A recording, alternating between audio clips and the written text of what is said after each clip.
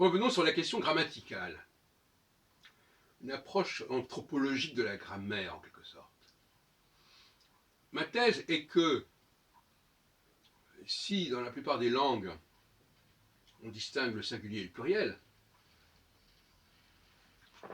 notamment, bon, non seulement bien sûr quand, pour un mot, un nom qui est au singulier et au pluriel, mais même surtout pour les pronoms personnels. Le pronom personnel, c'est quand même pas rien. Il y a les pronoms personnels au singulier et au pluriel. Alors, qui utilise ces pronoms personnels? Qui doit les utiliser? Question qui vous paraîtra peut-être un peu insolite, mais pourquoi pas s'interroger là-dessus.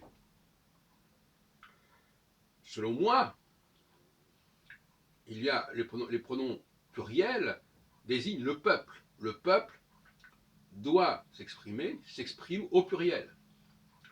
Il s'exprime au pluriel en ce qui le concerne, et il s'exprime au pluriel en ce qui concerne les autres. Et la notion, par exemple, les antisémites sont des gens qui sont dans le vous. Vous êtes comme ceci, vous êtes comme cela. Ou dans le ils sont comme ceci, comme cela. Ils ne sont pas dans le singulier. Ils ne raisonnent pas au singulier. Et quelque part, eux-mêmes ne se considèrent pas au singulier. Nous sommes ceci, vous êtes cela. Donc, on dira, oui, voilà, le langage, il est fait pour que tout le monde s'en serve selon ses besoins. Non, moi je pense que le langage est structuré selon les besoins de la société. Et donc, par conséquent, il prend en compte cette problématique de la division sociale entre ceux qui raisonnent collectivement dans le nous et le vous, et ceux qui raisonnent au niveau individuel. Et d'ailleurs, quelque part, il y a un antagonisme entre ces deux populations. Les gens qui sont dans le je et le tu n'aiment pas qu'on soit dans le nous et dans le vous. Les gens qui sont dans le nous et le vous n'aiment pas trop qu'on parle du je et du tu. Ils n'aiment pas trop les approches purement individuelles.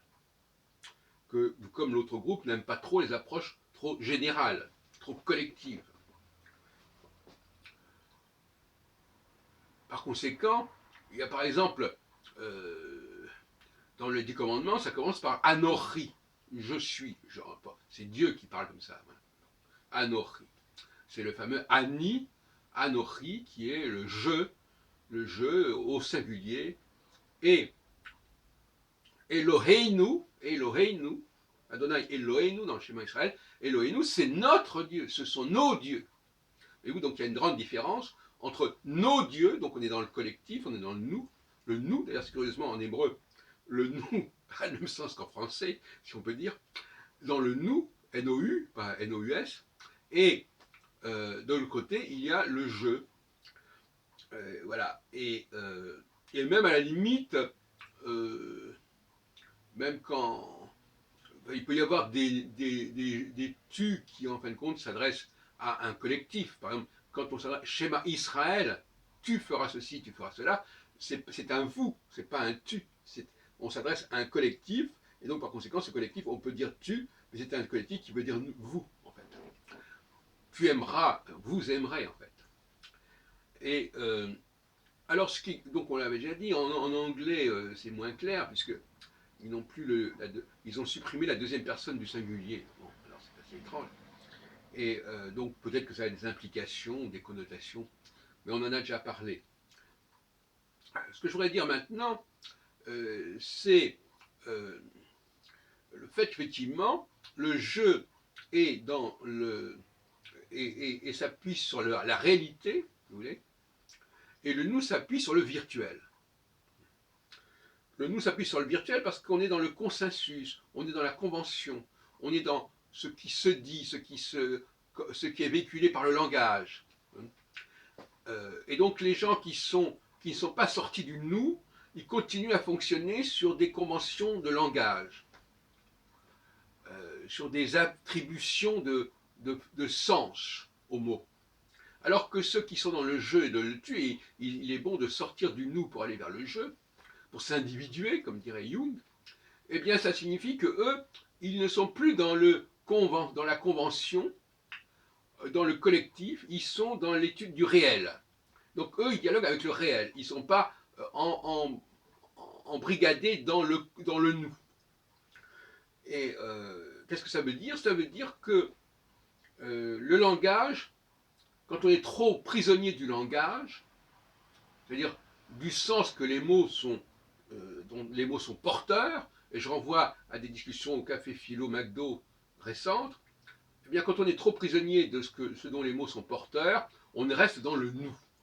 Et pour pouvoir sortir du nous, il faut remplacer cette référence, ce référentiel du collectif, du consensus, à une observation directe du monde.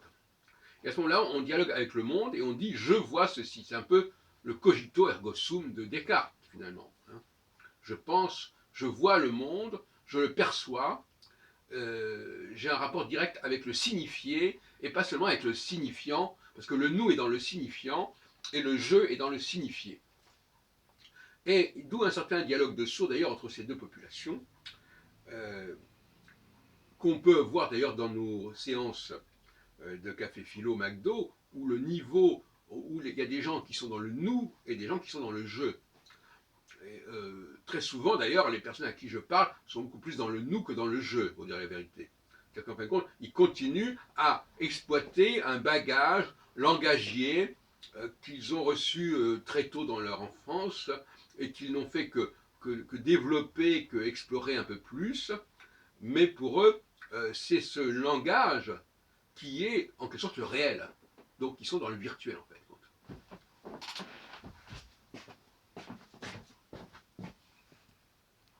Ils sont restés, ils n'ont pas été sevrés, ils sont restés dans cette perception, c'est-à-dire qu'ils ont appris le monde par le langage avant même de rencontrer le monde en fait. Qu'ils risquent de rencontrer jamais.